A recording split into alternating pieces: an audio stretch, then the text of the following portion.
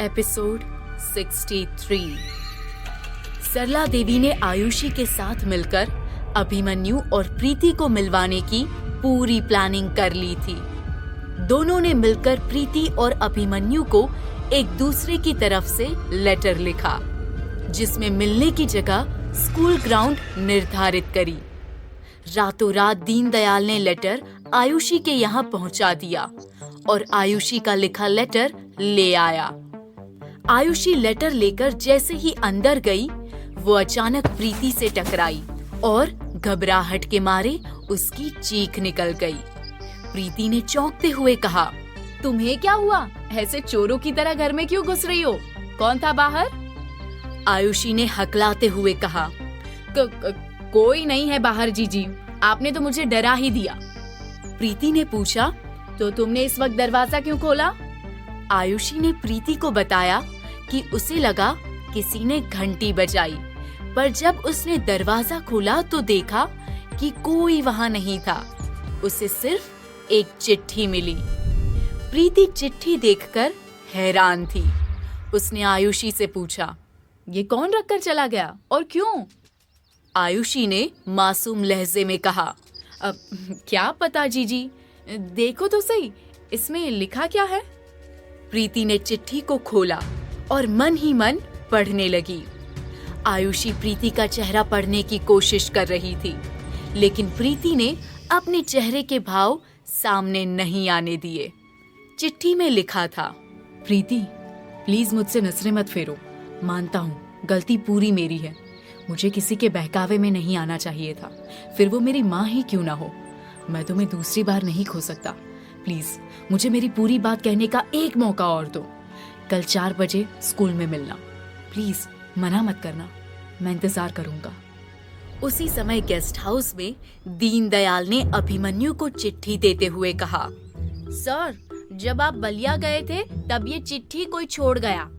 अभिमन्यु ने चिट्ठी खोली और ध्यान से पढ़ने लगा। दीनदयाल चोरी छिपे अभिमन्यु के चेहरे को देख रहा था। चिट्ठी में लिखा था, अभिमन्यु, मैं जानती हूँ जो हमारे साथ हुआ उसमें तुम्हारा पूरा दोष नहीं है। तुम्हारी माँ के रचे हुए खेल ने हमारी जिंदगी बर्बाद कर दी। वो दिन मेरी जिंदगी का सबसे घटिया पल था जब हमारी शादी टूटी, लेकिन किस्मत ने एक बार फिर तुम्हें मुझसे मिलाया। तुम्हारे साथ मुजफ्फरपुर में बिताए पल मैं कभी नहीं भूलूंगी। इसीलिए मैं चाहती हूँ कि हम एक दूसरे को एक और मौका दें। प्लीज मुझसे स्कूल में कल मिलना। 4 बजे इंतजार करूंगी। प्रीति। चिट्ठी पढ़ते ही अभिमन्यु के चेहरे पर एक मुस्कुराहट आ गई। दीनदयाल फौरन उसके पास आया और खुशी से खिलखिलाते हुए अभिमन्यु से बोला, लगता है किसी बहुत खास की चिट्ठी है सर जी, है ना? अभिमन्यु ने फौरन अपनी हंसी दबाई और कड़क अंदाज में कहा, अपने काम से काम रखो। क्या हुआ उन बही खातों का जो मैं मुजफ्फरपुर से लाया था? दीनदयाल झेपते हुए बोला, सर, वो मैंने अभी तक पूरे चेक नहीं किए। गुस्से में तिल मिलाए अभिमन्यु ने कहा, तो अभी तक कर क्या रहे थे? मेरे कहने का इंतजार? मुझे जल्द से जल्द रिपोर्ट चाहिए। ये कह अभिमन्यु वहाँ से चला गया। मायूस दीनदयाल मुंह लटका कर बोला, अम्मा की जिम्मेदारी, घर के काम और ये सरकारी तामझाम कैसे संभालूं सर? दीनदयाल कमरे में आया तो सरला देवी ने फौरन पूछा, अभिमन्यु ने चिट्ठी पढ़ के कुछ कहा? दीनदयाल ने सड़ा सा मुंह बनाकर जवाब दिया, बहुत खुश हुए, एक आशिक की तरह। सरला देवी को ये सुनकर तसल्ली मिली। तब दीनदयाल की लटकी हुई शक्ल देख सरला देवी ने हैरानी से पूछा, तुम क्यों उजड़े चमन बने हुए हो? क्या हुआ? दीनदयाल ने धीमी आवाज में बताया कि कैसे अभिमन्यु ने उसे बुरी तरह डांटा, क्योंकि इधर उधर के कामों में बिजी होने के कारण वो केस पर ध्यान नहीं दे पाया। सरला देवी उसे तसल्ली देने की बजाय उल्टा भड़क गई। ठीक ही तो किया उसने। तुम्हारा ध्यान केस पर ज्यादा और इधर उधर की चीजों में कम होना चाहिए। अब दीनदयाल को बहुत बुरा लगा। उसने मन ही मन सोचा, सरला देवी भी एक नंबर की गिरगिट है। रंग बदलते देर नहीं लगती। ये सोचकर दीनदयाल वहां से चला गया। उधर देर रात करीब 11 बजे उस मनहूस बरगद के पेड़ के पास कुछ गांव वाले इकट्ठा हो गए थे। नारायण शुक्ल 2 पंडितों के साथ बैठे पूजा कर रहे थे। कुछ औरतें पूजा की थाली लिए पेड़ की आरती कर रही थी। ऊंचे स्वर में नारायण शुक्ल जोर जोर से मंत्र जाप कर रहे थे और दोनों पंडित पेड़ के सामने एक बड़े से हवन कुंड में आहुति दे रहे थे। सरपंच और पंचायत के सभी लोग वहां मौजूद थे। कुछ देर बाद पूजा समाप्त हुई और नारायण शुक्ल ने एक पंडित से कोने में रखे लाल कपड़े में लपेटे 3 नारियल लाने को कहा। पंडित नारियल को नारायण शुक्ल के पास लेकर आया। नारायण शुक्ल ने अपने कुर्ते की जेब से लाल धागों का गुच्छा निकाला और पंडित से कहा, अब पेड़ को बांधने की विधि पूरी की जाए।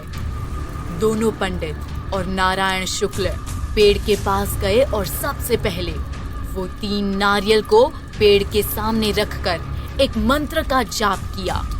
फिर नारायण शुक्ल ने उन लाल धागों को पेड़ पर बांधना शुरू किया। पंडितों ने जोर जोर से मंत्र जाप जारी रखा। करीब 5 मिनट बाद बरगद का पेड़ उन लाल धागों से बंध चुका था। धीरे धीरे करके मंत्रों का जाप भी समाप्त हुआ। अब बरगद का पेड़ एक बार फिर मंत्रों के शक्तिशाली धागों से लपेटा था। नारायण शुक्ल ने सारे गांव वालों से कहा, अब चिंता की कोई बात नहीं। हमने एक बार फिर से उस शक्तिशाली डायन को हमेशा के लिए इस पेड़ में कैद कर लिया है। गांव वालों ने राहत की सांस ली। सरपंच ने गांव वालों को अपने अपने घर बिना डरे जाने को कहा। एक एक करके सारे गांव वाले वहां से निकल गए। अब सिर्फ सरपंच और नारायण शुक्ल वहीं रुके रहे। सरपंच ने कहा, सुना है आप कल ही कलकत्ता लौट रहे हैं? नारायण शुक्ल ने जवाब दिया, जरूरी काम है। मैं बस विधि पूरी होने के इंतजार में था। सरपंच ने कहा, श्री आनंद जी ठाकुर को मेरा प्रणाम कहिएगा। सरपंच वहां से चले गए। नारायण शुक्ल वहां से जाने के पहले एक बार फिर बरगद के पेड़ को निहारते रहे। उनके चेहरे पर एक मुस्कुराहट आई। वहां से जाने के लिए जैसे ही वो मुड़े, एक तेज हवा का झोंका आया।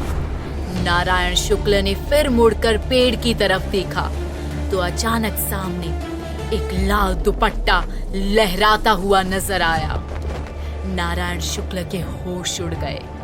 उनकी नसों में खून सा जम गया और वो बिना देर किए वहां से निकल गए। कुछ कदम चलते ही एक लुभावनी आवाज ने उनके रोंगटे खड़े कर दिए। इतनी भी क्या जल्दी है शुक्ल जी, मुझसे बिना मिले जाएंगे? नारायण शुक्ल पसीने में डूब गए। दिल की धड़कनें थमने लगी और शरीर ने काम करना बंद कर दिया। क्या डायन बनाएगी नारायण शुक्ल को अपना शिकार? क्या सच में चकिया से खत्म हुआ डायन का खौफ? और क्या होगा जब स्कूल में मिलेंगे प्रीति और अभिमन्यु?